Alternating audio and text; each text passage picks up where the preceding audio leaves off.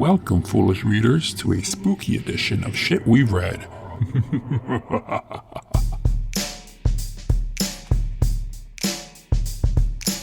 Hello, and welcome back to Shit We've Read, a sci-fi and fantasy book podcast hosted by geeky friends. I am your host, Laura Benson, and we are here tonight for a special episode. We are celebrating spooky season with the book The Library at Hellebore, written by Cassandra Kaw. With me are my co-hosts. On my screen, top to bottom, I've got Emma Skies. Me? Welcome. I wasn't expecting that. Hi, I'm back. I've returned to a regular episode. Yes, it's been a little while. It's exciting to have you on for more than an After Dark discussion. Yeah, I think our last one would have been the Murderbot episode, right? Earlier this year? Yes. Yeah. Oh yeah, it's only been a few months, but still, feels like a long time. It feels like it's been a very long time. It's been a rough year. Yes, unfortunately. And you heard our other co-host, Jason Rico. Hello, welcome. Hello, it is spooky season. I am excited to be here. I'm excited to talk about this book. Yeah. This is your season. It is my season. And I'm enjoying it as much as I can, but I've been very busy. So I know, yeah. I'm trying. Well, you are also celebrating by wearing, it looks like your Goosebumps shirt It is my Goosebumps while we're shirt. recording. What a nerd! Yeah. Did you not realize, or are you just calling it out that I'm a nerd? A little bit of both. That's fair. I like it. It's a nice part of our friendship that your nerddom comes to new heights all the time. Thank you. That's very nice. You've got I many take it as a nerd compliment. layers. Yeah. I'm like a nerd onion. Yep. Yeah. Hate that. A nerd ogre? Didn't like that at all. No? I don't know. We'll stick with onion.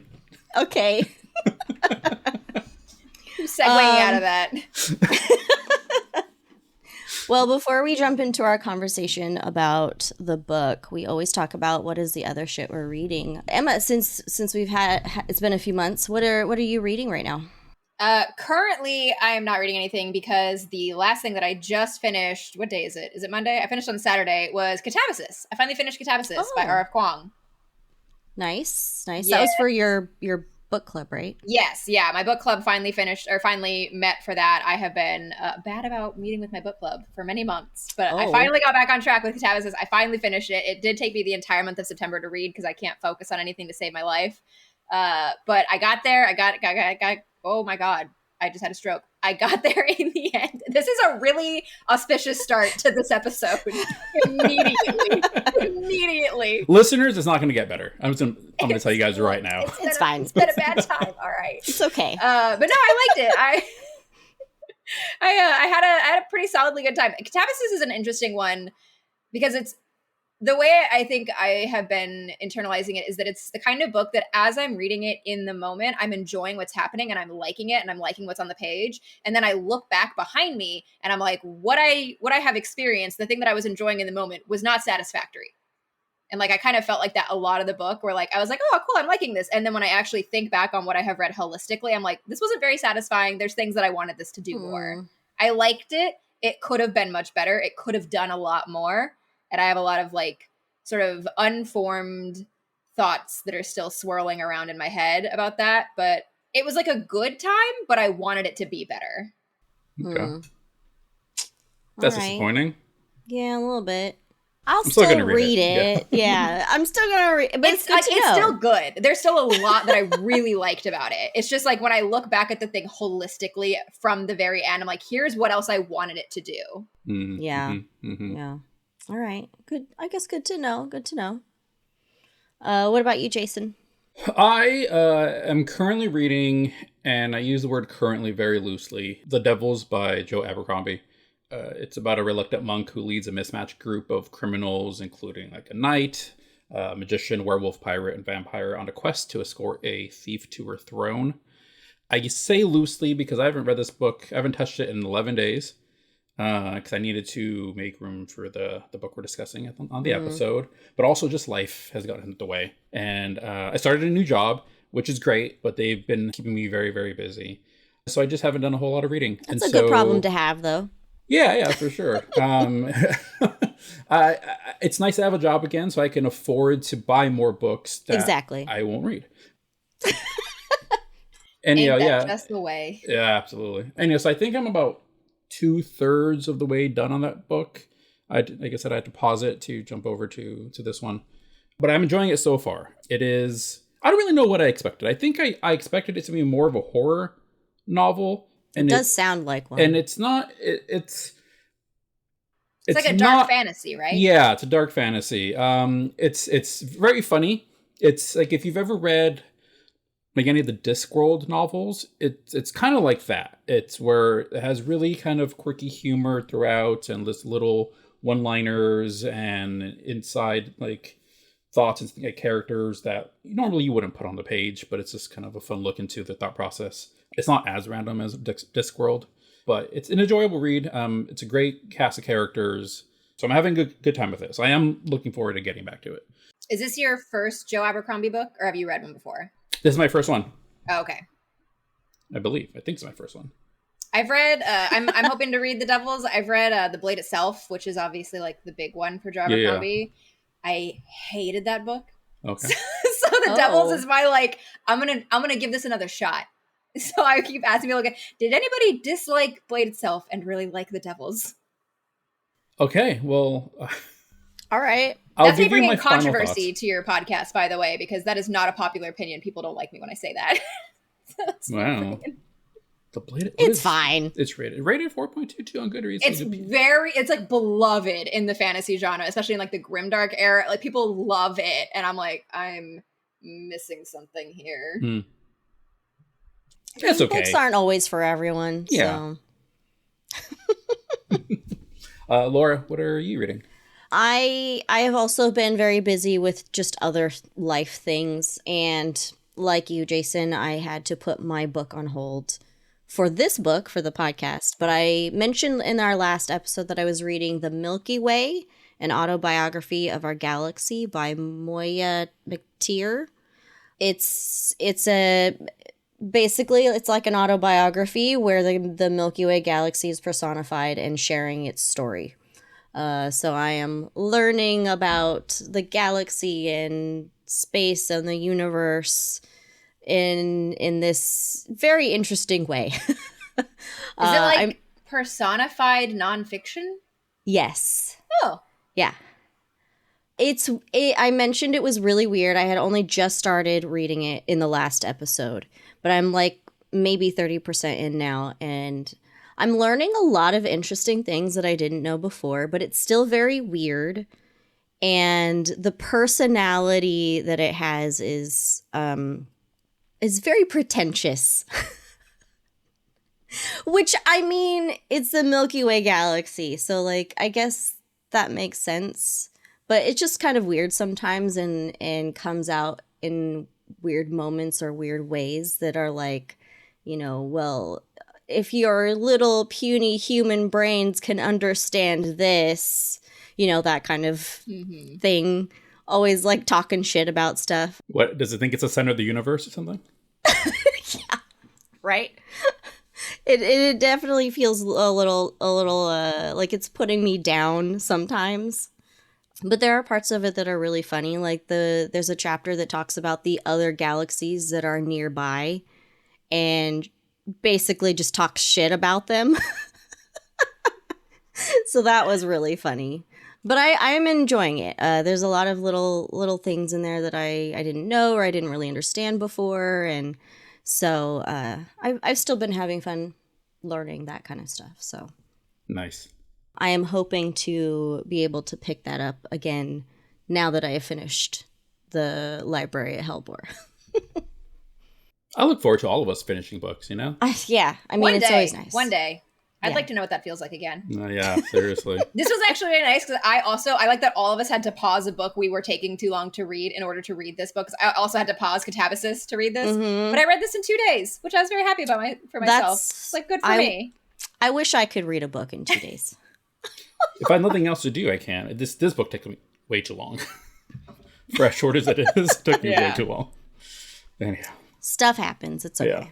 Well, let's get into our conversation then. Again, the book is The Library at Hellebore by Cassandra Khaw. It's a fantasy horror dark academia book. It was published July of 2025 by Tor Nightfire. Again, this is a horror book, so there are definitely some content warnings. I grabbed these off of Owl Crate. Graphic violence and gore, body horror, disturbing imagery, psychological horror, death and decay, human sacrifice, and themes of abuse and exploitation. If you want a more detailed content warning list, super detailed, you can find that on Illumicrate. A little too detailed, if you ask me. A little bit much. A little long. Okay, let's see. I'm gonna pick on Jason. Would you like to read the synopsis for us? I would love to. The Hellebore Technical Institute for the Gifted is the premier academy for the dangerously powerful, the Antichrist and Death Workers, the World Eaters, and Apocalypse Makers. Hellebore promises redemption, acceptance, and a normal life after graduation. At least, that's what Alessa Lee is told after she's kidnapped and forcibly enrolled. But the Institute is more than just a haven for monsters. On graduation day, the faculty embark on a ravenous rampage, feasting on their students. Trapped in the school's cavernous library, Alessa and her surviving classmates must do something they were never taught: to work together. If they don't, this school will eat them alive. Thank you so much, Jason. You're welcome.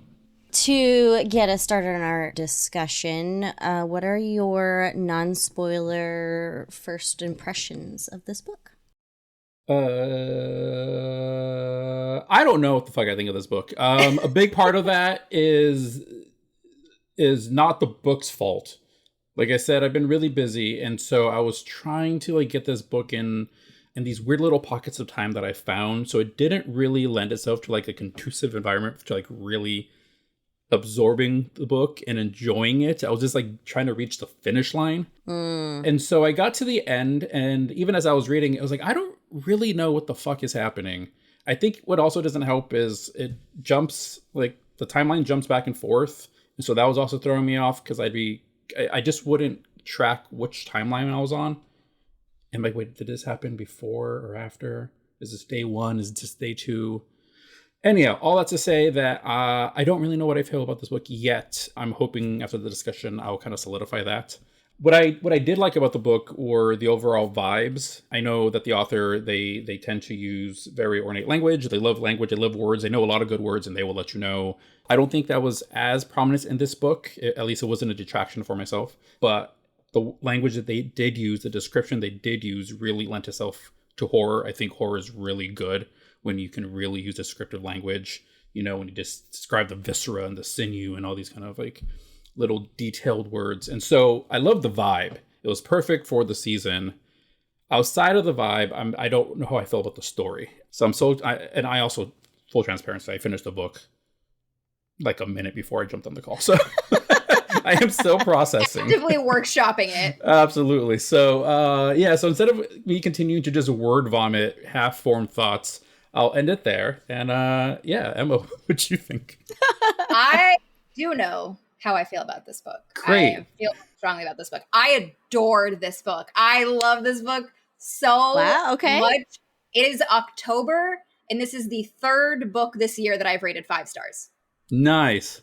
I loved this. So this has been one of my most anticipated reads of the year. It did come out in July, and I did have an arc for it even earlier than that, and I still didn't get around to reading it until just now. So I've been waiting for it. I was anticipating it because I know that I like Cassandra Khaw's work. I really liked Nothing But Blackened Teeth, which is the first book I read from them. I really loved The Salt Grows Heavy from last year, and this was going to be the first of Cassandra Khaw's longer work. And like you mentioned, they have a very strong penchant for beautiful, ornate, sometimes intentionally purple prose, overly sophisticated language sometimes as part of their style. And I had a feeling that they were going to balance that really well with I had faith that they were going to balance that really well with a longer work, because it works really, really well in their shorter fiction, their novellas. And in here, It did. Like, I think it worked really well because they toned it down for a longer novel, but you can still hear that cadence in there. You can still, like you said, you still get a sense of this massive vocabulary that Cassandra Khaw has. Like, I'm looking up, I think I looked up like 4 or 5 words that I'd never seen before or didn't know. I think, like you said, Rico, there is something about horror that lends itself really well to this kind of language. I think there's something really interesting about using this really beautiful language as a vehicle for absolutely gruesome, horrific, disgusting things. And they do it really well. I really love that about their work. And I'm really glad with how it came across in this one. I love the story in this. There was a lot, I spent a lot of time sort of thinking about the idea of monsters and monstrosity, which I think this book spends a lot of time interrogating. What does it mean to be a monster? And in particular, coming back again and again and again to the way that women are made monstrous by the monstrous things that men do to them. And what does that turn you into? Does that turn you into a monster? Are you the same kind of monster? Because there's something to be said about the fact that they all end up in the same place, right? They're all in the same academy. The people like Alessa, who are women made monstrous by monsters of men, and men who just are monsters. They're ending up in the same place at the same time in the same category. So, like, what does it really mean to be a monster? I spent a lot of time sort of thinking of that while I was reading this book. And I think the story just unfolds really well. I know you mentioned that you had a little bit of trouble trying to distinguish which time period you were in, but I felt very strongly as I was reading it that, like, all of the flashbacks came at the appropriate time, or like right when something would happen to where you want to know what happens next, but you also need and appreciate a little bit of backstory. It would throw you back and let you get a little bit of a glimpse into what was really going on at this place. Because you really are thrown into the deep end right in the beginning. You're with no information and just kind of left to flounder and figure out what it is. And so those glimpses of backstory that kind of build as you're going through the really tense sort of countdown that we're on of day 3, day 2, day 1, like, you know, I think all of it just worked really well for me. The structure was good. The writing was good. The story was good. I love this book so much. You were reinforcing kind of a thought I had when I finished it, and as I was, nearing the end of, like, I really think I need to go back and reread this when I can spend time with it. Mm-hmm. I don't always feel that way with a lot of books that, maybe I am too busy to really fully enjoy or that I just didn't like. But this is one where it's like, I think from what I am grasping, I'm enjoying a lot of what I'm getting. I love Dark Academia. And I love horror this time of year. I only read it this time of year, but when I read it, I love it. I don't know why I don't read it any other time. But so I'm excited. Anyway, sorry, Laura. I'm on the fence. I'm not quite sure how I feel about it either. She's trying to be diplomatic. She always is. No, it's one of those things, like, reading it, like, I've never really been that into horror in general. The horror that I do lean towards is more like sci-fi, space, alien kind of horror. So I guess I didn't really necessarily know exactly what I was about to read. And I'm starting to think that maybe reading horror, it might not be my thing. I can watch, like, I was picturing, like, would I have, like, I just had some intense feelings about some of the scenes, and I know that that's probably intentional. But I was like, well, if I were watching this in a movie or a TV show, would I have had that same reaction? And I feel like I wouldn't. So I don't know. So, like, sometimes I was just like, I don't know if I like this. This is a little too intense right now. And I did also get a little confused with the changing of the timeline. And, like, I think Emma, one of you just mentioned how it doesn't really necessarily give you information in an easy way. Like, you pick up things as you go through. And so I just felt, like, kind of confused a lot. There's also a lot of characters, and I started losing track of some of them.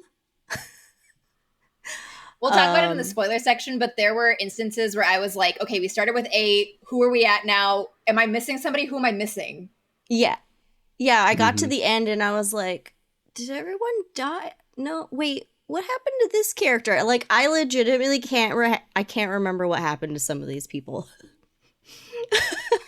So I did get a little confused with some of that stuff, but overall, I think that I do think that the writing style works. So before we decided on this book, I was very hesitant to read it because I tried reading one of the author's other books and ended up DNFing it because it was so purple prose, and I had never read something like that before, and it was also supposed to be a sci-fi book, and I felt like I just couldn't get through it. I didn't understand what was happening. And so reading, like, planning this book, I was like, I don't know if I'm going to like this. I don't know if I'm going to want to keep reading it. And Jason was like, well, that's why I want you to be on this episode. And I was like, okay, fine. But I ended up, I feel like it wasn't as much as the book that I DNF'd. And I do agree in that this style worked very well for this book. And even though there are still a lot of words in there that I didn't know, it still worked. I ended up checking it out from Libby also. I have the physical copy, but Libby, having that ebook, made it a lot easier because I could just look up the definition on my Kindle. So that made it easier to still understand certain things. But it was, I finished it just not really sure how I felt, and I just have some questions. So I was very interested in the three of us discussing this book because, Laura, like you mentioned, you have previously tried reading something by this author and DNF'd it. Emma, I know that you have previously loved a book by this author. And I've also read this author before, but what I read was... you read The Self Grows Heavy, right? No. What I had read by them was the Critical Role novelization. So it wasn't their own, their IP. Yeah, and so I didn't feel like that was an accurate gauge of their work, but it gave me a sense of their writing. And so I came in the middle, and so I was very curious to see how this discussion would go with all three of us. Yeah. Very different perspectives coming into this. Hey, Internet bookworms. We love books in all their forms. Paperbacks, ebooks, and audiobooks. And thanks to bookshop.org and libro.fm, it's easy to build your perfect TBR online from the comfort of your own home and keep Shit We've Read running. First up, let's talk about bookshop.org. They've got thousands of titles, from bestsellers to indie gems, and they now offer ebooks alongside paperbacks and hardcovers. Every purchase you make through our bookshop link supports this very podcast. And for our audiobook lovers, meet libro.fm. Audiobooks are the perfect way to squeeze more reading into your busy life, whether you're doing chores, walking the dog, or just relaxing. The free libro.fm app lets you listen to all the same audiobooks as the big guy. You know who we're talking about. But your purchases directly support us. Plus, all Libro.fm audiobooks are DRM free, so you truly own your audiobooks. If that isn't enough reason to switch to Libro.fm, they're sweetening the deal by giving our listeners 3 audiobooks for the price of 1 when you start a new monthly membership with promo code SWRPOD. That's promo code SWRPOD. Just remember, to support the show, make sure you use the special links in our show notes or go to shitweread.com. A big thank you to bookshop.org and Libro.fm for supporting our show. And as always, thank you, the listeners, for listening, sharing, and reading along with us. Now let's get back to our episode. Also, at some point, I do want to ask you guys, maybe we'll do this later in the episode, but because you mentioned it, Jason, I would ask where we all think this lands on dark academia, and is it even dark academia? Where does it land on that spectrum, and would you even call it that? Good question. Okay. Okay, Good we'll discuss. We can. Well, do we want to start that for our spoiler segment? Why not? As good a place as any other. Okay, let's go ahead and just jump into spoilers. So if any listeners haven't read the book yet, don't want any spoilers, pause and go read it, come back, or if you don't mind, continue to hang out with us. All right, so do we think this book is actually dark academia? So I know that it's certainly marketed as dark academia, and that makes a lot of sense to me because dark academia is very in right now. It's very trendy right now. I don't actually know if I would call this dark academia. I think what it has is a setting, an academic setting. But for me, I think dark academia needs to get more into the reality of academia, whether that's the reality in the fiction that they're selling or in like real life reality. And this book really doesn't deal at all with the academia, like literally almost at all. And that's not a dig on the book. That's not what the book's trying to be. But to me, like, this isn't a dark academia because it doesn't actually deal with academia almost at all, with the like slight exception of the idea of this being a sort of like high level institute that's difficult to get into, and that also this person has now been kidnapped into against her will. I agree with you. I don't think it is actually dark academia. Yeah, I mean, it is dark, and it is, I guess, technically academia, but it's not dark academia. Dark academia itself is a very specific set of explorations and aesthetics, and this book does not really have them. So yeah, I would agree with you. Especially because it was like sandwiched for me in between a reading of Catabasis, which is very much dark. Like the entire point of Catabasis is here's how shitty academia is, and like really in-depth, like individualized ways. Like the whole point, right, is that academia drives you so hard to be so obsessed with this particular kind of life that you will literally go into the bowels of hell to save an advisor that you don't even like. That to me, I think is like a true dark academia. And so like to have this one, I really think it ended up just being like a trendy marketing term. You might be right. Which again, not a dig on the book. Yeah. I mean, I definitely think it does like explore institutional like abuse of power, you know, when you go to school and you have these professors and, you know, academics, instructors that you trust and they're supposed to guide you, to have your best intentions. And so it definitely plays with the idea of like, well, they're not there for you. They're there to prey upon you sometimes. And so that, I mean, that in the Venn diagram of what this book is and what true dark academia is, there is a little bit of an overlap, but yeah, overall, it's just not like the focus. Yeah, right. Yeah, it's just dipping its toe into the genre. Yeah, I don't know that I've read very much dark academia books to really know a lot about it, but I would agree that it is probably not so much. But I mean, it does also like we do follow along in one of the classes, and that weird sick scene. Absolutely sick scene, by the way. Yeah. So like we get a little bit of the quote unquote learning part, but like that was really kind of it in terms of that. So I thought that was going to be a more controversial question. All right. We're all on the same page. Yeah, no, I think we all agree on that. Fair enough. I'm trying to think of like other books, because I think dark academia is something that kind of gets slapped on anything now. I've seen people call the Poppy War dark academia, which is fucking crazy. Just because, like, I haven't read it, but I know that it's not dark academia because, like, but it happens to take place in like a military college kind of a setting, and it's like I feel like we're at the same point with dark academia that we kind of are at Romantasy, where like it's so popular that it's being thrown on anything it can conceivably have a teeny tiny hint of. It's like if there's a school in it and it's not totally happy, call it dark academia. Like, no, that words mean things. Well, related, I guess, kind of to dark academia, what did you both think about, like, the overall plot? You know, it's a school, but, like, what was happening inside of it?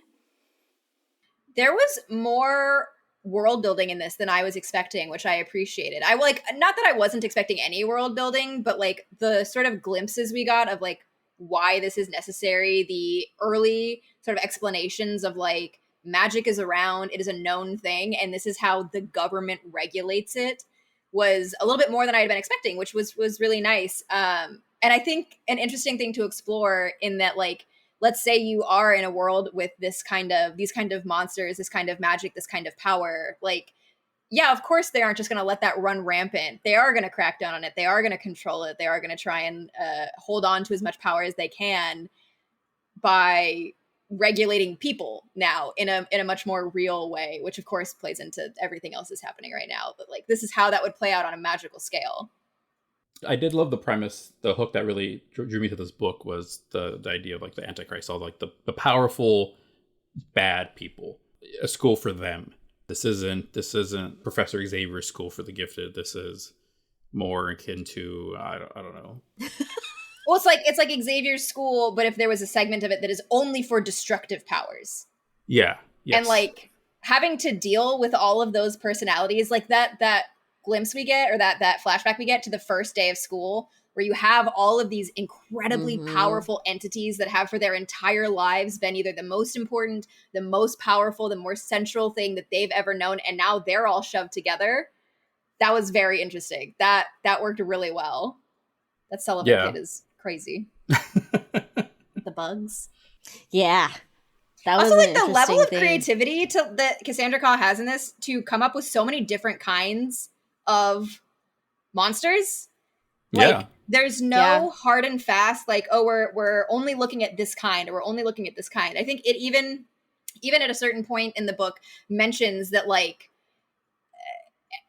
the existence of these monsters necessarily sort of proves the existence of some of the gods, of some people's religions, of some people's, like, right, if you have somebody like Adam, who is the literal son of the devil, Lucifer's son, then you have thus proven the existence of Lucifer. And yet on the other side, you know, you've proven the existence of various other religions, gods, and their demons as well. And there's so much going on in here. There's so much happening there's a lot. in here. There's a lot. This is tangential, but I have always had a fascination with religion and the world's religions, and how there's so many different ones, and you know, so many of them claim to be like the real religion, and how do they all coexist, and taking a look at it from almost like a fictional lens of, well, what if they all existed together? What if the Greek gods do exist alongside the Aztec gods, along with the god that, you know, Christianity believes in, and so on? Like, how would that pantheon, how would that world sphere look? And so I do enjoy whenever a story kind of touches upon that, of, like you said, Lucifer. This book, you know, proves that Lucifer exists, and if we believe the Lucifer story, then that means that God exists. And so if God exists, but then also we have, you know, other gods. It's just an interesting kind of thought exercise to have. So it's a tangent, but I enjoy that kind of shit. And there's something to be said, I think, for the way that they're able to balance having all of this. There's enough of it in there. It's discussed just enough for you to realize that this is a thing that's going on in the background. But the setting of the school allows it to not be necessary to go in depth on all these things. Like, it's not necessary to go really in depth on the politics, to go really in depth on like the politics of divinity even, because we're so sequestered in this particular school, and sometimes for half the book in this one particular room, which allows them kind of that freedom to say that this is what's going on the outside, but we're more concerned with what's going on the inside. Mm-hmm. Laura, did you give your thoughts on the plot yet? No, I thought it was just interesting overall. Like you just said, having all these different types of powers in one place. It's in creative abilities. But it's interesting too that, you know, how they all interact with each other, how they all affect each other. And they kind of it seems like there are good people in there and there are bad people in there. Yeah. And they're just all in there just because of whatever power or level of power they have. And so it kind of was just like interesting to see, you know, like that flashback from the first day, how immediately people are challenging each other and how that turns out. And then you learn, oh, nobody fucking cares that all these kids are just killing each other, or kids are just disappearing, and like it's a normal thing. And so it's really interesting just to kind of like go through this school, this specific group of people, and how they interact with each other. It makes me wonder though, you know, obviously this is a very self-contained story. It's not about the world building, but we got enough to know what's happening outside, how they got here, that I do wonder what it's like for people who have normal, not not dangerous powers. Like, what is it like in the rest of the world? Not the point of this book, but that's just something that I kind of thought about. But this kind of book always reminds me of something like Lord of the Flies, in a way. And knowing it's a horror, like, we kind of already suspect how this is probably going to go. But it was I interesting. placed my own bets at the beginning. I was like, who do I think survives? Who do I think makes it to the end? Yeah, I mean, you just can't. You just don't really know with this group of kids. Like, they all have very dangerous powers, and they're not just like, just learning. Like, they know how to use these. So yeah, that is something that I was like, is this person? I feel like this person could survive. Like, he sounds powerful, but like, I mean, I just don't know. But that's the thing about how, like, we don't really know a lot as we're slowly getting into this book, because we learn that there are additional powers to each person. Yeah, we only know what Alessa knows. Alessa doesn't know a lot about everybody. Alessa, as we see in the flashbacks, kind of does her best not to know. Doesn't want to be here, doesn't want to get in with anybody, doesn't want a friend. Just need to get out. Right, like, was just literally temporally kidnapped out of wherever she was and taken to this place. And to your comment about, like, all these kinds of monsters, there's good people and bad people, they're all shoved in the same place. We spend so much of this book, I think, interrogating what kind of monster Alessa is. Because, like, you start the book, the literal first line is, my roommate Joanna is dead. Like, I wake up and my roommate is dead. And probably that Alessa killed her. That seems to be what we're supposed to believe. And you kind of spend a lot of the book all the way up until we're probably 3/4 of the way through before you find out what happened that night. You spend that whole time kind of interrogating, who is Alessa? What kind of monster is Alessa? And trying to square the things that we get of her life, the pieces that we get of her life, and who she seems to be with this horrible thing that we started in, and that she's continuing to let everybody believe. As people are coming to her and asking her why she killed Joanna, like, she's fully like, because I'm a monster, because I'm a bad person, because I'm horrible. Like, don't, like, I can't remember who it is. I think it's Graceland, maybe, that really tries to be like, well, no, like, she's your friend, you wouldn't have done this. Yeah, I think that was her. And she continues to be like, yes, I did. I killed her. It was my fault. I did it. I don't feel bad about it. Like, she's really in it. And we spend, I think, probably the whole book really interrogating what it means to be a monster, and that sort of, like, good people versus bad people, and how they all end up in this place together. So you have somebody like Alessa who is in the same place as somebody like Adam. And there's, like, within Hellebore, there's no distinction between the two of them. And they are both shoved into this place, Alessa fully against her will. Yeah. And then we haven't even, like, fully touched on the faculty. God. So that was interesting. So I realized I didn't really stick with the plot. But, the faculty, it straight up says in the synopsis, the faculty is there to devour them. So it's, the book is about their relationships before this happens, and then them trying to survive if they work together or not. And the faculty, like, we get little glimpses of who they were individually, some of them, and it was really fucking creepy. I was like, I would not want to be in this school just for the fact of who's in charge here. But I thought it was just an interesting thing, and I don't know that we ever really get an answer of who they were, or it was. Like, it's just it. Yeah, like, who are they? It Where is did what they it come is. from? Like, what are they doing here? Did they matriculate through Hellebore and now they've ended up back here? But yeah, the ones that we see are the headmistress and I forget the other, the professor that takes them down into the basement. Yeah. And then, of course, what were they called? The, like, automatons, the automatons. I can't remember what they were called. The, like, flesh bags that were just like corporeally animated. But they sometimes had some kind of personality too at the same time. It was kind of confusing. What I was picturing were the creatures in the new Superman movie. Okay. You know what I'm talking about? Jason, you look confused. Yeah, they were, like, in the pocket dimension, like, navigating the hover platform thing. Not Gary. I know who you're talking No, about. no, not Gary. You're talking Those about are robots. The white monster looking thing? Yeah. The ones that are like piloting the thing that they're going through the pocket dimension on. Yeah. They're just like blank-faced, weird skinned bodies.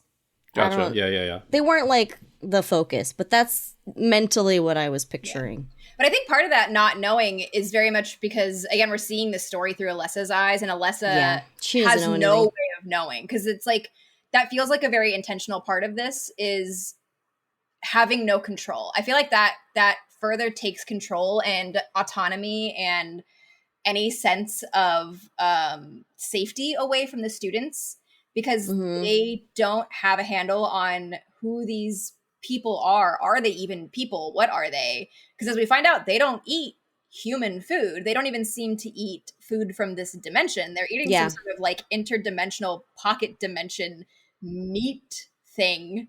TM. That whole thing was crazy. That was crazy. That shit was What was crazy. that kid's name again? That was who was that? That was You see what I mean? because it wasn't Rowan, it wasn't Ford. Okay, hang on. From the top, who are our 8 people who are left behind? Alessa, Rowan, Minji, Ford, Portia, Gracelyn. Who are we forgetting? Adam. Who are we forgetting? What the fuck is his name? He's the one that feeds the librarian. Oh, he's the Scottish kid. No, not Scottish. Eowyn. Which I remember because I didn't know how the fuck to pronounce his name. So I looked it up, and then I got more confused after I looked it up because there's a bunch of different things that were said. Anyway, yes, Eowyn.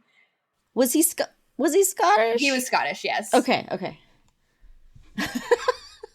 I literally kept by the end, the one that I kept forgetting, as we got to the end and I'm counting, I'm like, okay, who died? I kept counting Portia as dead when she wasn't, because she had just like scuttled off somewhere.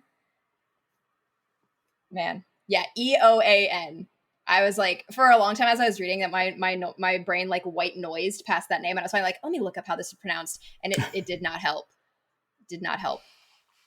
I just kept pronouncing it Ian, but I knew that was wrong.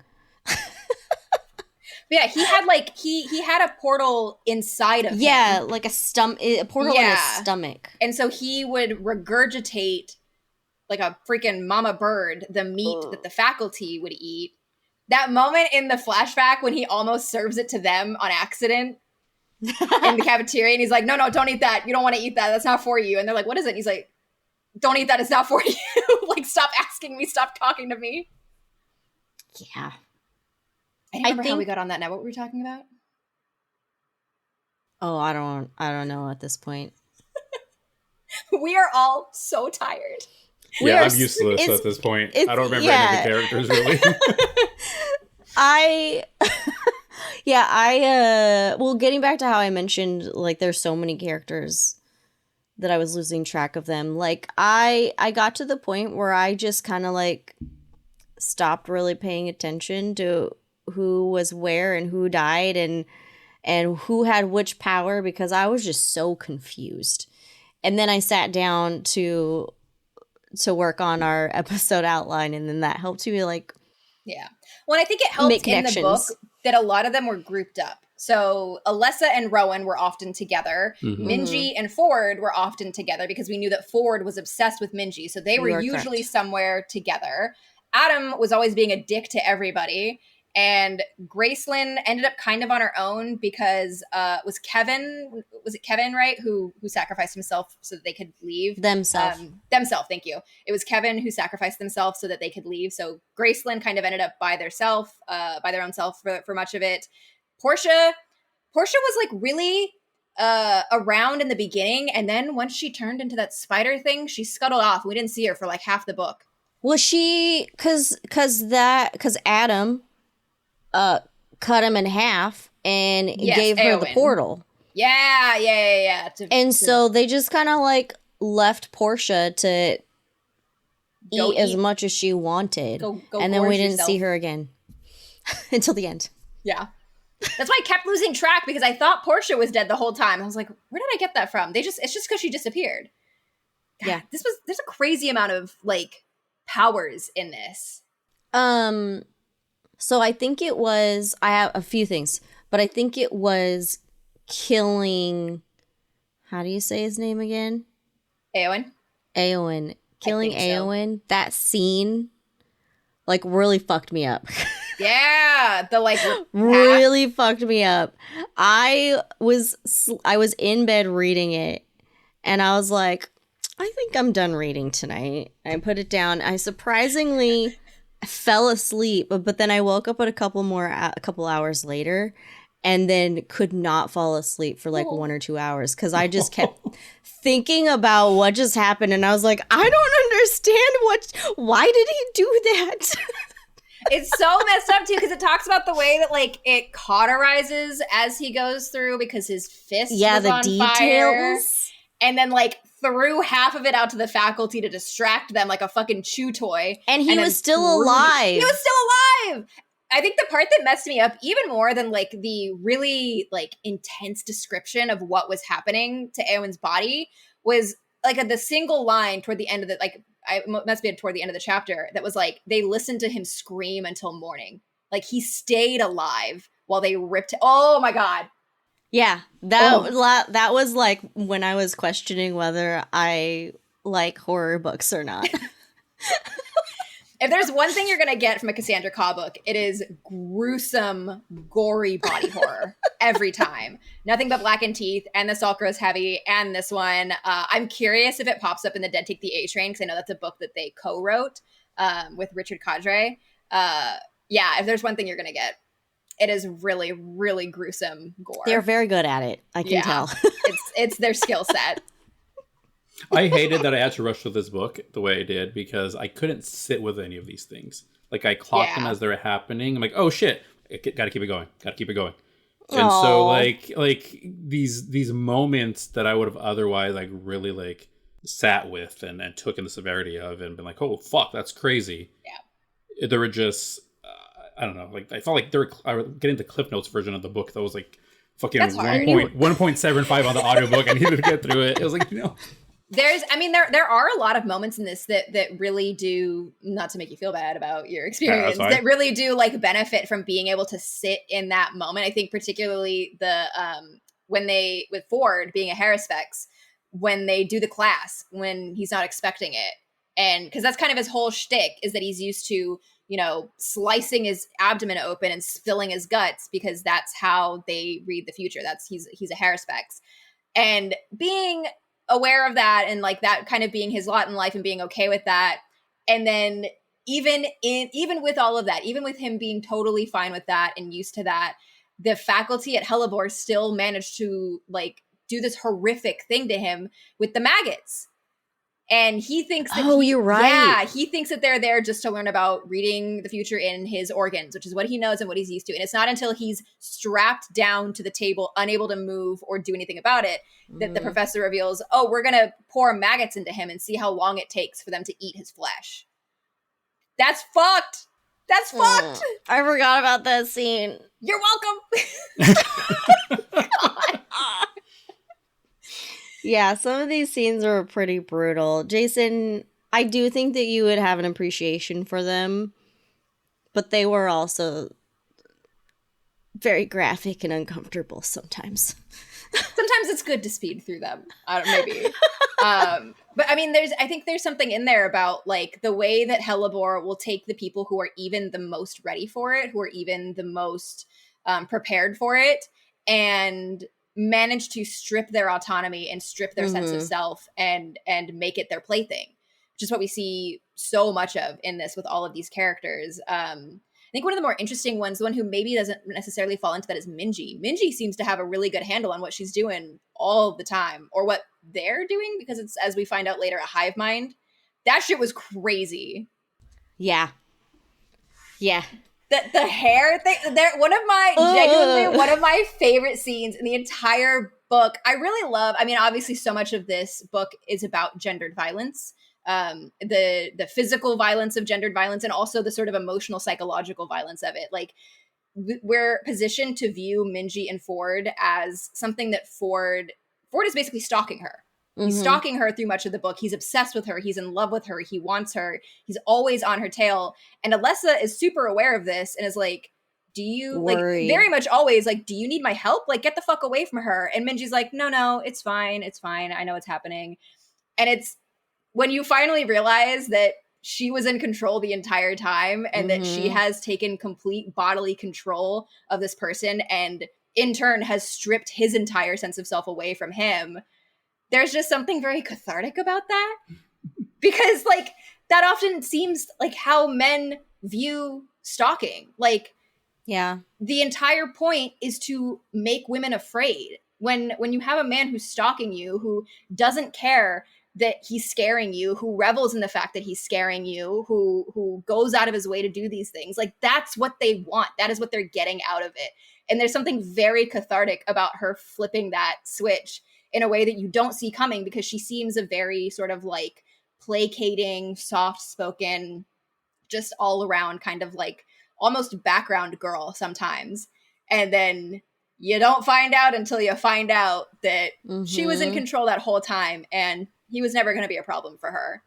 Oh, that scene was so good. It was so fucking creepy to walk in and like the image of Minji like sitting on the couch behind him and like kind of panning around to the front and realizing that like he doesn't exist anymore. He's gone. Ford has left the building. And then Alessa just like acknowledging, and then she's like, well, I'm gonna leave you to it, and then just like turned around and left. Have fun. Oh, that whole thing was so good. I mean, there is so much of this, I think, that's predicated on gendered violence, like everything with Adam. Even, you know, I think you can kind of tell through much of the book that in some way that's probably what was going on with Joanna, even when you're not aware, because like you get Alessa's story about what caused her manifestation of powers. And that's kind of something we don't get for anybody else, because again, we're seeing the story through Alessa's eyes. We don't see anybody else's manifestation, but we know that Alessa's manifested when her stepfather tried to rape her. And there's this sort of wish fulfillment in something like this, of like, that wasn't able to happen because she, at her teeny tiny young age, was able to rip him to pieces. And like quite literally, physically, viscerally rip this man to pieces. And so we see that with her, and we know what she's kind of gone through. We know where she comes from and what she is willing to dole out violence for. So all the while that's kind of percolating in the back of your head while you're wondering what happened with Joanna, this person who maybe she wasn't friends with, maybe she didn't always like, but is not the kind of person that Alessa would point her violence toward, or has ever shown a willingness to sort of point her violence toward in any real way. I remember I don't know about you guys, the scene where you finally find out what happened that night, like broke my heart. Like I was like sobbing on the couch. Oh, it was so sad. Once because you realize once the scene starts, you know that that's coming. You kind of get a feeling of like, oh, I know exactly where we're going. Like I know what's going to happen here. And I think in this book, not I feel like I've been like monologuing for a while on this, my apologies. And in this book, that like there is sort of that quote unquote wish fulfillment of like being able to fight back against these things. Sometimes, you know, all the power in the world isn't going to save you from that. The only thing that was going to help Joanna in that moment was dying, was being able to take back her choice, as like that was her choice of how and when and why she wanted to die. Otherwise, she was just going to be used and abused by this other force that she couldn't do anything against. And like, so even in this thing that is about the sort of all-consuming power that these characters have, there still exists this sort of thing where you just, like, it was going to happen. And I mean, that does kind of bring me to the question about Joanna, which is like, did Joanna really have a particular power? I know she came from a place like that. I had the same question. I don't remember reading anything about an actual power. It just sounded like she was part of this cult thing where she ultimately was going to be given up to this being. Yeah, her and her best friend both came from this cult together. Yeah, her too. But I didn't get a sense that she had a power, though I imagine she must have in order to be in Hellebore. I can't imagine they would have let her in otherwise. But yeah, I mean, at the end of the day, her story that was kind of written for her from the moment she was born was that you will be given up to this beast, this thing. Mm-hmm. And like, God, the description of like what it would do to them and how long it would, like, you know, they weren't gonna die. They were gonna suffer for like centuries. Ugh, and horrific. I thought it was interesting too how when it showed up for Joanna, it just said, I don't need her to be alive. Yeah. And Alessa was like, oh no. No, you don't get Joanna. No. And handled that. Yeah, I mean, because that kind of plays into the whole thing too, right? Is like, is it's often not about a woman's personhood. It's not about her as a person. It's about using her body, about like stripping her identity away from her and taking what you want from her. So like, Alessa's like, not only am I going to kill her so that she doesn't have to suffer from you, I will take her apart molecule by molecule so that you have nothing left to play with. You have nothing left to toy with. And there was just a lot. I mean, I spent a lot of this book, I think I've said it a few times, like just like ruminating on the idea of monstrosity and the ways in which like monstrous men do horrible things to make monsters out of women. I kept thinking about the case of this woman whose name I'm going to forget, and I feel terrible, but I think it was the 2010 case where a woman was sentenced to like 20 years in prison because she fired a warning shot into the ceiling of her home when her husband beat her and threatened to kill her.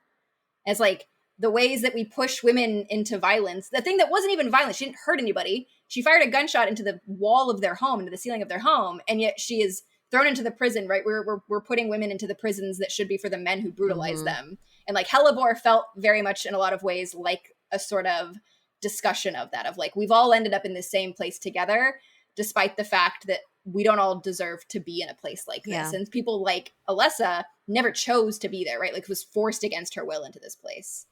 Yeah. Sorry. You good over there, Jason?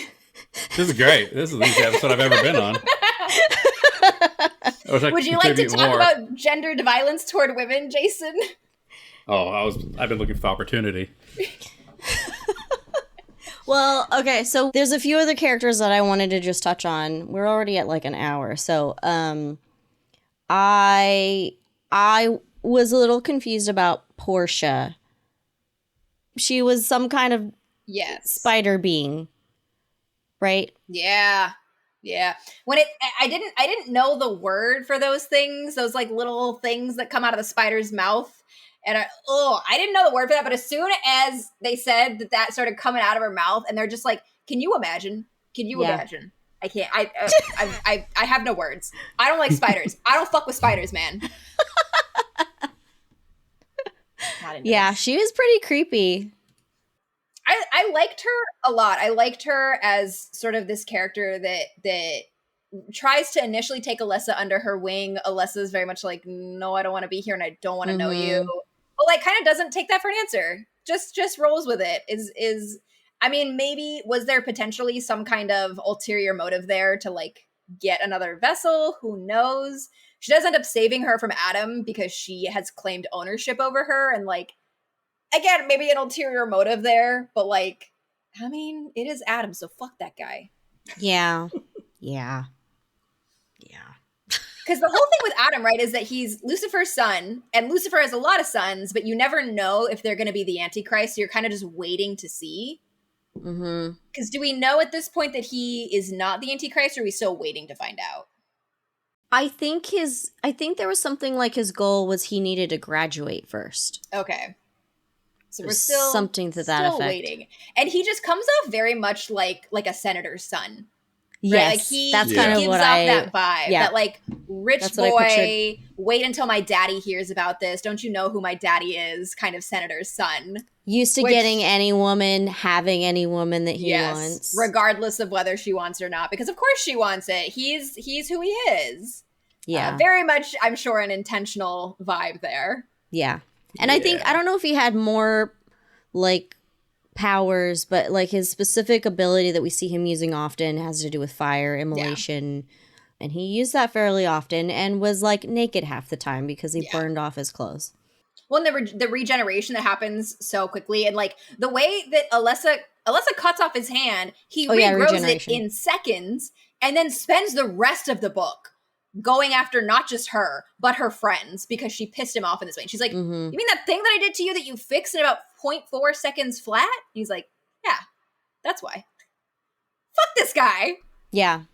And it was implied that because he also, well, I thought it was implied that because he has that regeneration, it's almost virtually impossible to kill him. Yes, very difficult. So I thought that was interesting and how that would, I was always wondering how that would work out in terms of the faculty. Yeah. Well, and he certainly didn't think he could die. Yeah. He truly didn't see that coming. He was like, oh yeah, I'm definitely going to get out of this. Yeah. We have not talked about Rowan. Rowan. Death my worker. Boy. I was a little confused about him for a while too. I think him. I understand at this point. At first it made it sound like they had to die and then were like reanimated or something to be a death worker, but that ended up not being it.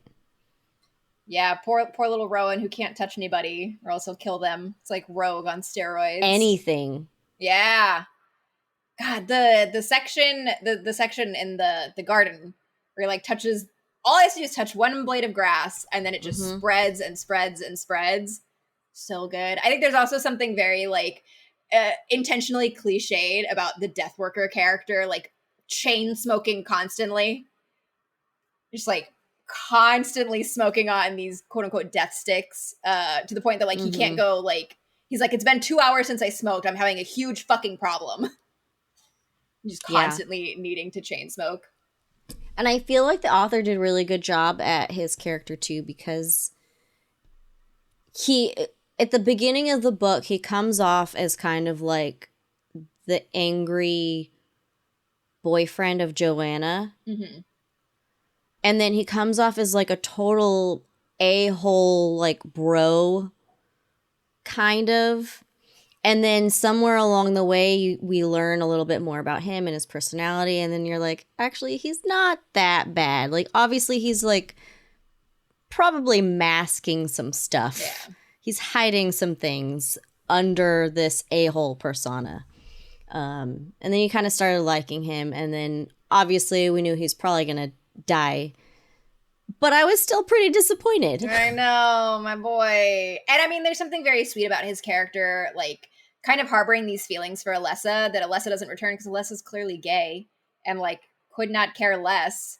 And like maybe she's bi, maybe there could have been something there. It doesn't she like really let herself think about it, but it ends up, it's not important throughout much of the story, at least in terms of like her story. And he is somebody who like doesn't hold that against her, doesn't care, doesn't make it a problem. Like it's a complete juxtaposition of like him versus Adam, that sort of ownership that Adam feels over anything that he wants. And like Rowan doesn't make it a problem, doesn't make it her problem, has a seemingly fairly healthy friends with benefits situation with Joanna that like maybe isn't super healthy on her side because she's clearly more into it than he is. Yeah. But again, they managed to like make it work. I don't really think it's that big of a fucking deal. And Alessa, bless her heart, fully oblivious the whole time, was like, I thought you guys were romantically involved. And he's like, no, you're blind.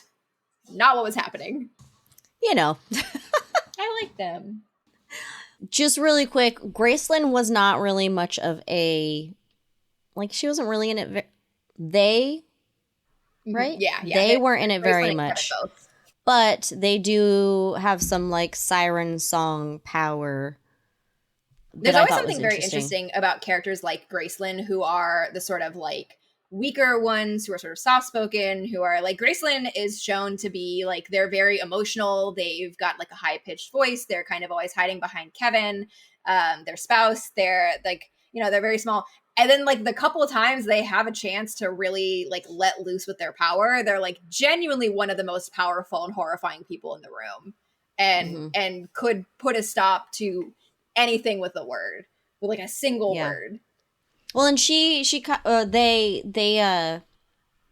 basically like held off the librarian for a long time. Yeah. And in such a way that like it's they're only directing their power at the library, and it nearly kills Alessa and Rowan, who happen to also be in the room. Yeah. Sick. So I thought that it's was so cool. sick every time stuff like that happens. And then last of the main group is our main character, Alessa. Obviously, we know that she tore apart her stepdad, but we don't really like get details on what exactly her power is. Yeah. And so I didn't realize until farther into the book, like she has control of the human body. And I don't know if it extends to like animals or whatever, but like she can feel out certain things and like disconnect things and stuff like that. And I thought that was really a really cool power. There's a moment with was it Rowan? I can't remember who it is that gets thrown out, that she disconnects his spinal column so that he doesn't feel any pain. Or was it Ford? No, it wasn't Ford. There's somebody that's like suffering, and she like without even. I think it was Rowan. Yeah, without even. Oh, because Adam is killing him. Yeah, because Adam was like really going to town on like this horrific, painful death, and so she like from the opposite side of the room like disconnects his spinal column so he doesn't feel anything at least. Yeah. And then she said another thing, something similar to that when the librarian took Rowan too. Like she disconnected the last thing, whatever that was, that like really connected him to being human, so that he wouldn't have to experience that suffering or killed him or something. I don't remember the details, but that I think is another way, not to use the fucking word monster 50 more times, but like the ability to use things that would otherwise make you monstrous in merciful ways, in ways that are generally good.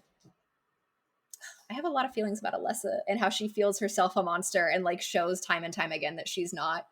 I just have a lot of feelings.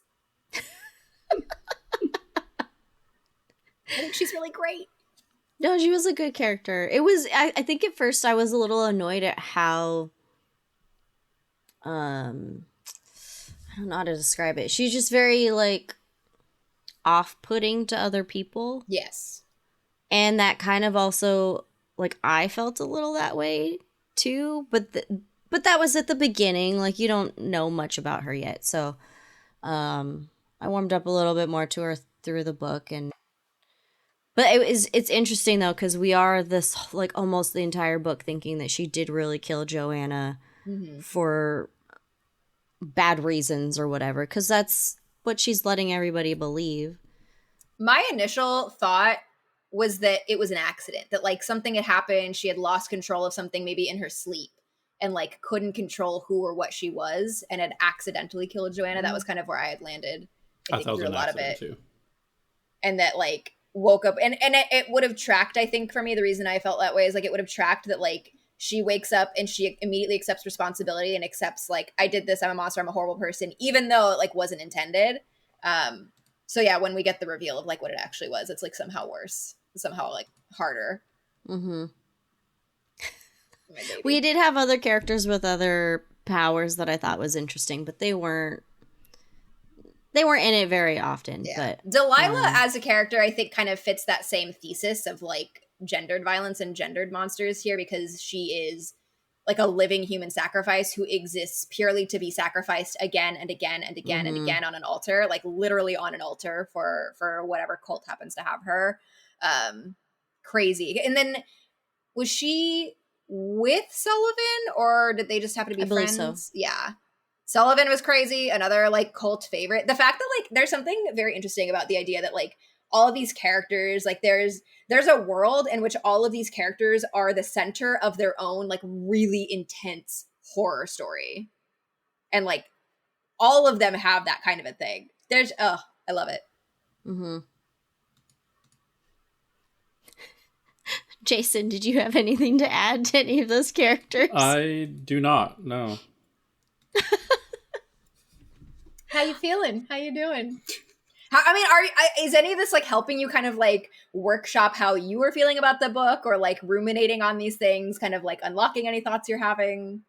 It's unlocking stuff as you go more into these. Like if you would ask me for names, I could give you names. If you'd ask me for specifics, like what they did, maybe like 2 or 3 of them. Like Alessa, obviously, Rowan, the main one, Adam, I think. And then other than that, I don't know if I would have been able to tell you like who did what. But like when you're talking about certain things, like, oh yeah, I remember that. I forgot about it. But like when you talked about Alessa and how her powers manifest, I'm like, how the fuck did I forget that? I remember in the moment, being like, oh shit, like that's fucking wild. And of course, that's how it manifests. Unfortunately, of course. Yeah. But I forgot about it because I have to fucking speed read this thing. And so, yeah, like I got through the words, but I did not really absorb anything. To be fair, that is partially my fault. We couldn't push this any further because I'm getting on a plane tomorrow. No, my worries. bad. It's okay. No, it's not at all your fault.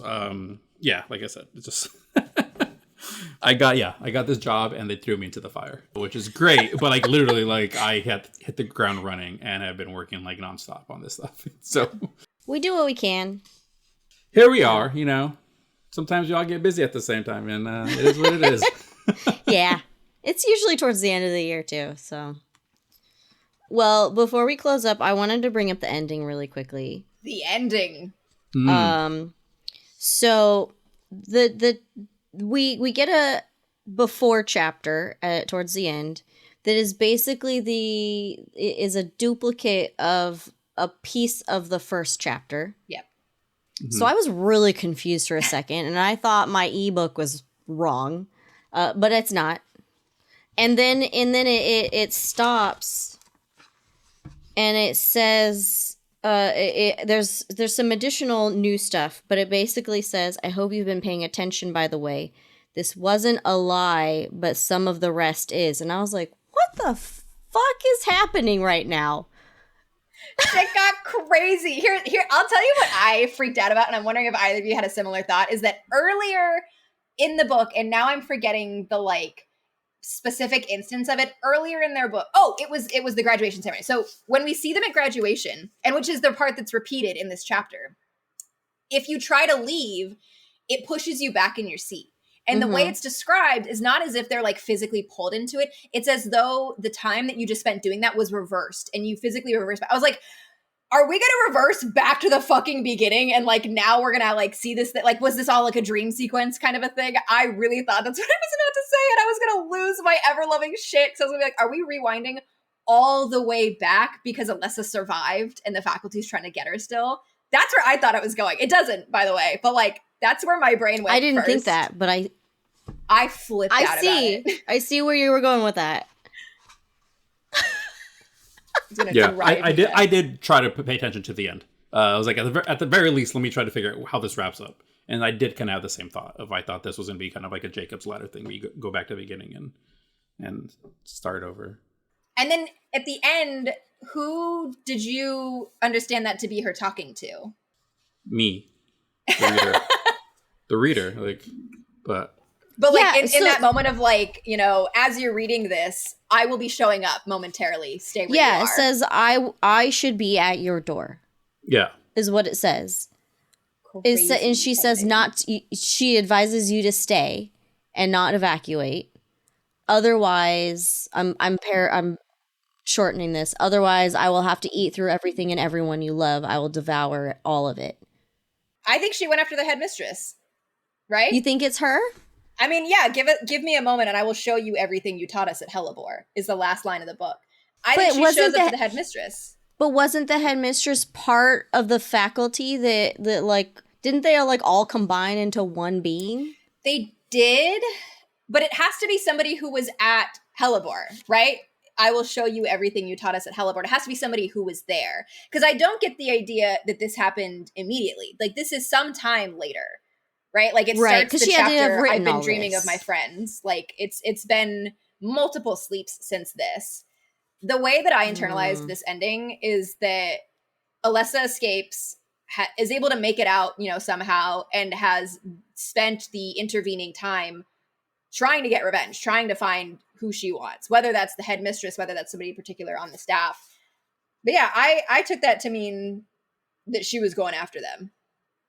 And whether maybe she's going after them one by one, maybe this is a letter that's left for all of them as she goes. Maybe, you know what? I like that. Now that I say that, I like that. I like that this is a letter she has prepared. And every time she finds one of them, She gives it to them.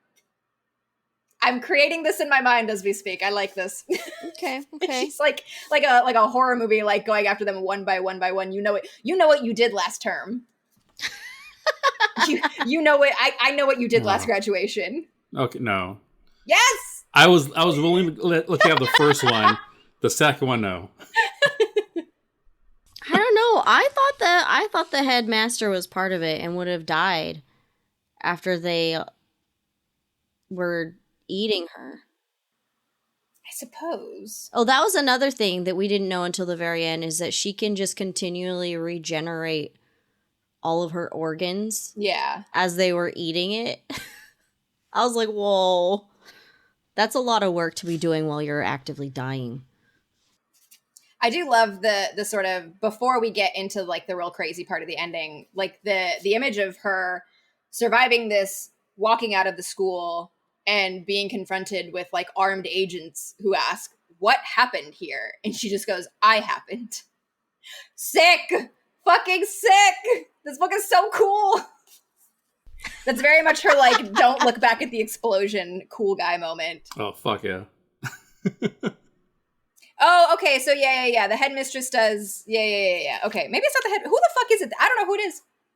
Because I'm looking at that right before day 3 when the headmistress like eats him.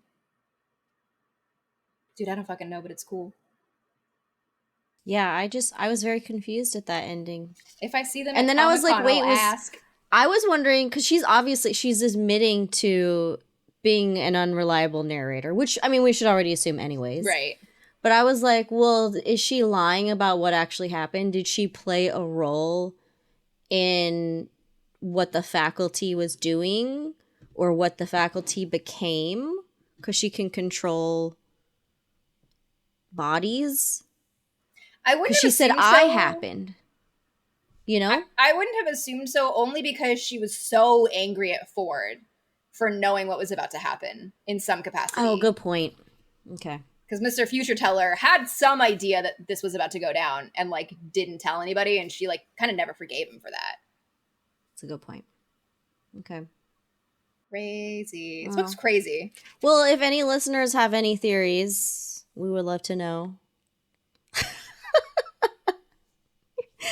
Is there anything else that you two wanted to talk about? I don't think so. No, I'm good. You sure? How you doing, Jason? I'm fine. I'm disappointed at myself. That's all. Aww. It's fine. We'll do a reread book club next October. And the audiobook is not that long, so No. I'm sure you could fit it back in your schedule. I really do want to. I mean, every October I have lofty plans for the number of books I want to get through, like horror books. And in years past, I've been great. I've been able to do it. I've had the time. It's been totally fine. This year, I don't think it's really going to happen. The books that I have for October, I doubt I'll get to any others, unfortunately. So I might just read this one again and just call it a day. Oh, it's Call it a Natalie month. Nadas that does the audiobook. I love her. That's worth another listen. All right, well, let's see. On Goodreads, this book is rated at 3.23 out of nearly 3,000 ratings. To be fair, horror novels tend to get rated lower. Because every time... It's not for everyone. Yeah, people pick it up and they're like, I don't like horror. 1 star. And you're like, why did you read this? Yeah. Well, what would you both rate it? 5 stars. Oh yeah, This you is said my that earlier. 5 star. 5. To be fair, I've only read 41 books this year, which is a very low count for me by October. But of those 41, this is only the 3rd that I have rated 5 stars all year. Okay. She's perfect to me. I feel weird giving it a rating, but I will Okay. give it 4 stars because even though I've mentioned many times I had to like really like rush through how to get through this, there's so many other times where I will be kind of quickly getting through a book and it just isn't like latching onto me. It's not holding my interest. It's not really resonating with me. This book had the opposite where like I wanted so desperately to like really take my time and enjoy it. And so I think that bodes well for what I would really give this book once I reread it and really kind of enjoy it. Is like, oh, this book really like has all the things that appeal to me. I mean, definitely academics. Like I love a school setting, whether it's dark academia or not, I love it. Or body horror. I love reading body horror. I can't watch body horror. Going back to your earlier comment, Same. Laura, about how you don't like reading horror, but you like watching it. I do not like watching body horror films at all. But I loved reading about it. So this book has all the things in it that would appeal to me. And I wanted to love it. And this great mystery, like I know I mentioned the timeline jump, it kind of threw me off, unfortunately, because of the way I consumed it. But it was great for the mystery. And so for all that, a 4 with an asterisk, knowing that I need to go back and like really read it. It might go more. It won't go lower than a 4. I know that. It won't go lower than a 4. I might enjoy it more than that. We'll see. Anyhow, what about you, Laura? So even though I feel like horror may not necessarily be my genre, after all of this discussion, I think I would probably lean towards a 4. Obviously, some of it like really messed with me, but there's a lot of more in-depth things happening and different themes that I didn't necessarily pick up while reading it, but looking back make a lot of sense, and so it's kind of growing a little bit more on me. So I'll go with a 4, and I would recommend it to people. Definitely still recommend it. It's interesting. It's obviously a little gory if people like that. So I'd recommend it to people who like horror. I would not recommend it to people who like dark academia. Fair. Like I would agree right, with that. If you like dark academia and you see that, oh, this is dark academia, I don't necessarily think you would enjoy it unless you also like horror. Yeah. Yeah, that makes sense. Yeah, same caveat. If you like horror, if you like solid, like beautiful writing, go for it. Yeah. All right. Well, before we close up really quick, what is some of the shit we are reading next? Oh my god, I just scrolled down in the outline and I just saw for the first time what book won our next episode. Hang on, we'll get to that in a bit. Sorry. I got excited. I didn't know until just now. Well, before we get there, I don't know what I'm reading next. Like I said, my list has kind of gone out the door. I might read this again if I can find, the time. But at the very least, because we have to, will be our next After Dark book. May very well be what I read next, which I'm not going to mention now because we will get to it and announce it in a bit. But yeah, that'll most likely realistically be my next book. Yeah. Emma, what about you? I am unsure. I mentioned earlier I'm getting on a plane tomorrow. I'm going to be in New York City for the next 2 weeks for Comic-Con and for my publisher's launch party for our fall season. So I am up to my eyeballs in stress. Yep. So honestly, Hellebore was the first book I'd finished in probably a full month. So my next read is one of either a couple things. One is that I just finally got a code for the audiobook for To Bargain with Mortals. So I might listen to Bargain. Hey. Which I'll talk about here in a second, the audiobook in a second. So I might listen to Mortals on audiobook. I might reread A Study in Drowning because it's about time for me to reread A Study in Drowning so that I can finally read A Theory of Dreaming.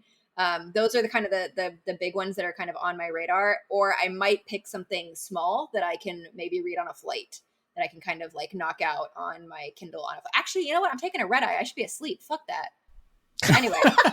Yeah, you should probably be sleeping for that. I land at 6:30 in the morning. I should not be staying up to read. Absolutely not. No. How about you, Laura? What are you going to read next? Well, aside from what our next episode is, for the book for the next episode, I was planning to read To Bargain with Mortals next. So by R.A. Basu, everybody. Yes, so excited. I was trying to get to it earlier. Life is happening for all of us. But I'm so excited to be able to read it, and I'm excited for us to be able to chat about it soon. So I will be getting to that.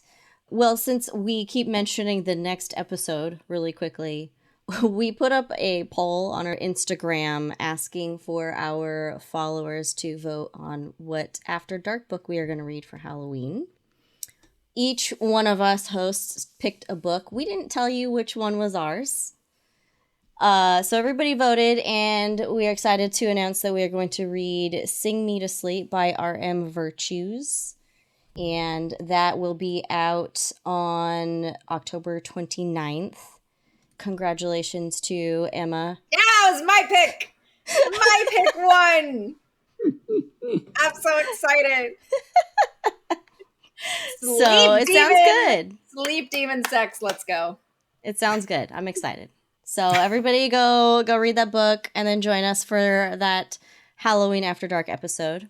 And then we've mentioned To Bargain with Mortals, R.A. Basu. Emma, would you like to share? I would love to share. If you're listening to this, you may or may not know who I am. My name is Emma Skies. I have a publishing imprint called Skies Press, and my first acquisition comes out October 28th. As you are listening to this episode, if you're listening on the day it goes out, we're, my God, like 2 weeks, less than 2 weeks from release day, and I'm handling it so fine. I'm handling it so great, and I'm feeling really, really good about everything. I'm very excited. I'm just very stressed about it.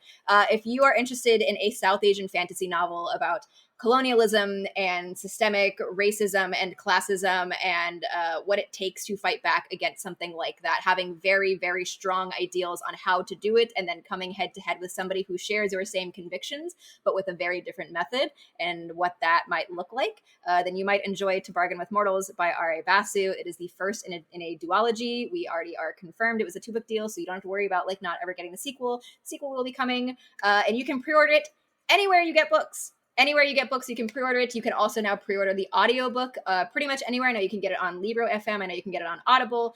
Every place that you listen to audiobooks, if you'd like to request it at your library. It is dual narrated, which I'm very excited about. And I can now say that our narrators are Nikita Tawani and Fajar Al-Kasai, who you might have heard in many audiobooks. He's done like 200 audiobooks. It's crazy. Oof, I didn't wow. know when we picked his audition. And then I was like, why do I recognize this voice? And he narrated the 100 Years' War in Palestine, which is what I'd heard him from. But he's done, I know he did When the Moon Hatched, which is another big popular one right now. I know he was in the Ministry of the Future. Anyway, I'm getting off topic.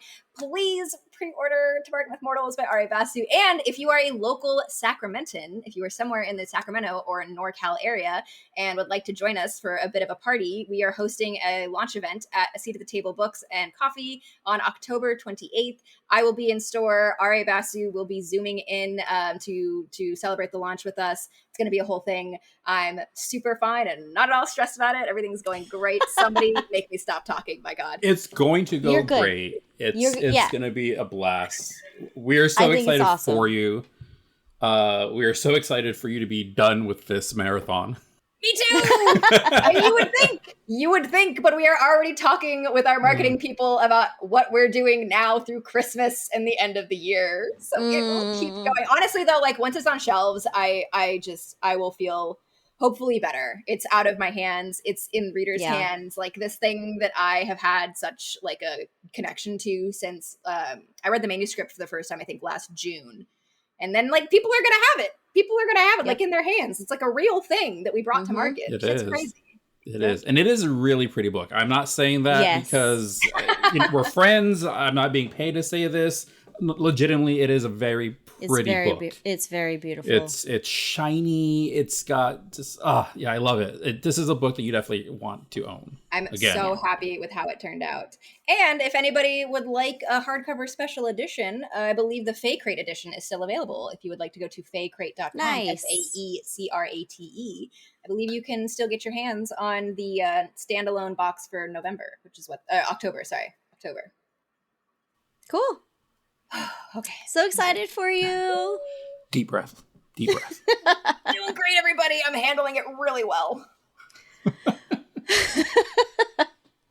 All right. Well, thank you to all of our listeners. Thank you to my co-hosts for joining me on this Halloween episode. We would love to hear our listener thoughts on this book or any of our previous books on social media. You can find us on Shit We've Read and also on Discord.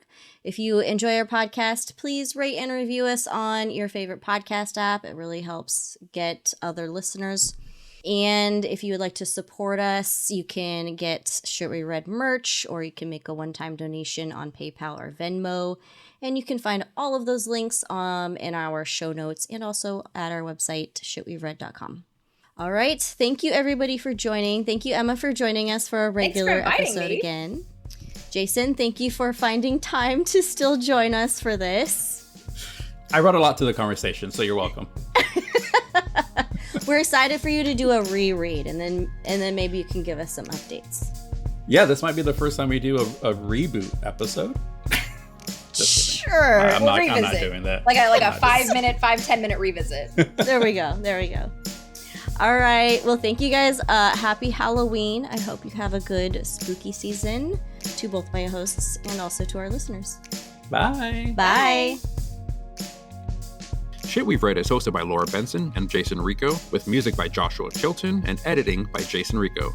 To join the discussion on this and all other books we've read, find us at Shit We've Read on Instagram and TikTok. For more information about us or to request transcripts, please visit shitwe'veread.com. Thanks so much for listening.